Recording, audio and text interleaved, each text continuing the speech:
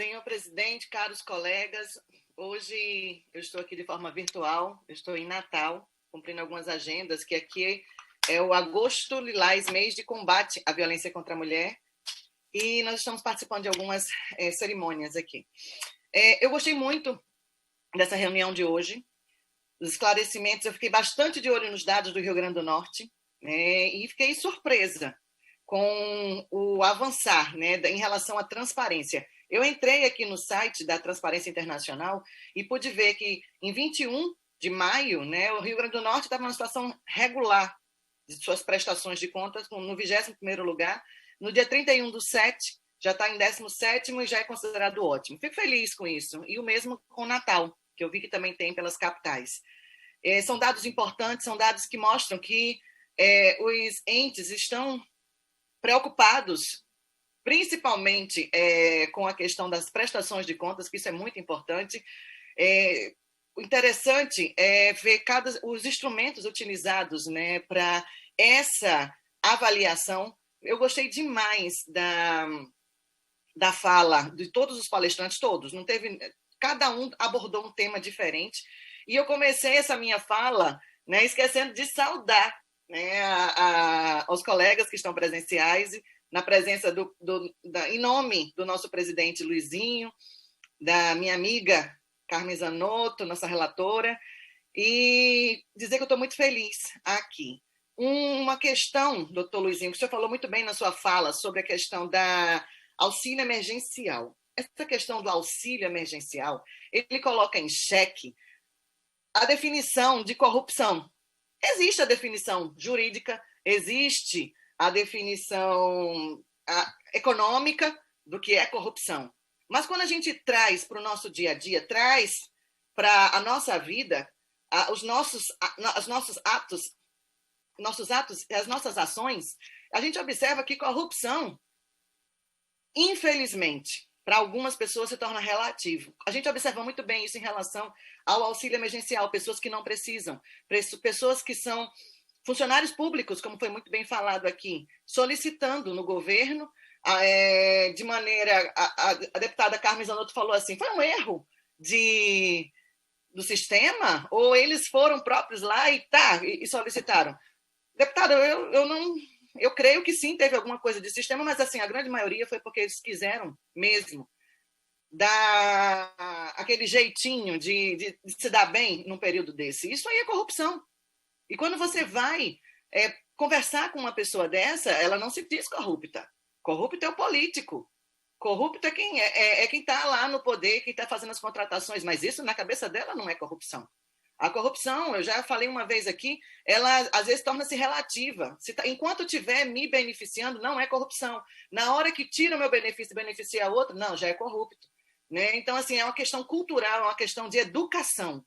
Nós precisamos, sim, fazer campanhas educativas, assim como foi feita uma cartilha, né, para mostrar para os gestores como prestar essas contas, como agir de forma transparente. Eu achei isso fantástico, mas isso tem que ser feito numa linguagem que a população comece a refletir dos seus próprios atos do dia a dia, a história da bala, que a deputada Carmen Zanotto falou, o troco. Já aconteceu aqui na minha casa, meu filho todo feliz que recebeu um troco a mais. E eu pedi para ele fazer as continhas de matemática, era uma criança de 7 anos de idade. Vamos falar com a mamãe aqui. Se você deu 10 e comprou R$3, quanto tinha que estar aqui de troco?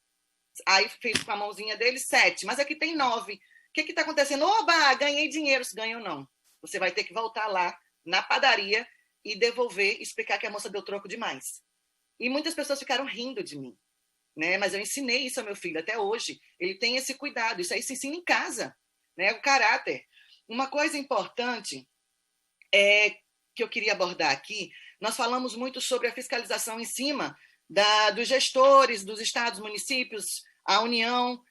Eu queria falar em relação às empresas que elevaram seus preços durante a pandemia. Umas justificaram questão de dificuldade de conseguir a matéria-prima, outras aumentaram porque todo mundo aumentou, né? Então, tem vários casos também de ruptura de contrato de licitação com a prefeitura.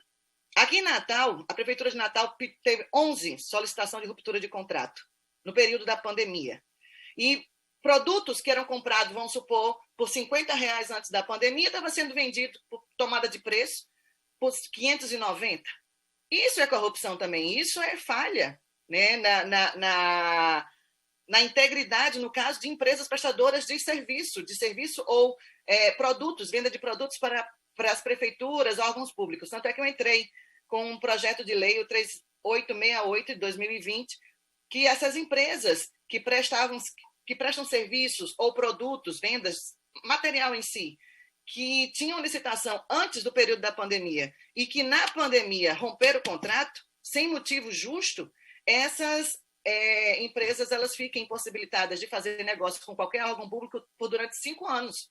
Tem que ter algum tipo de punição, porque eu quero acreditar que nós não teremos outra pandemia, mas situações desse tipo, de emergência, de urgência, enfim, pode acontecer novamente. E é muito cômodo. Eu faço uma licitação, vendo um oxímetro por R$ 50, entrou em pandemia, está ruim para mim. Cancelo o contrato, faço um outro contrato emergencial, né? Está tudo emergencial agora, e vendo a mesma coisa por 590. Entendo no meu estoque.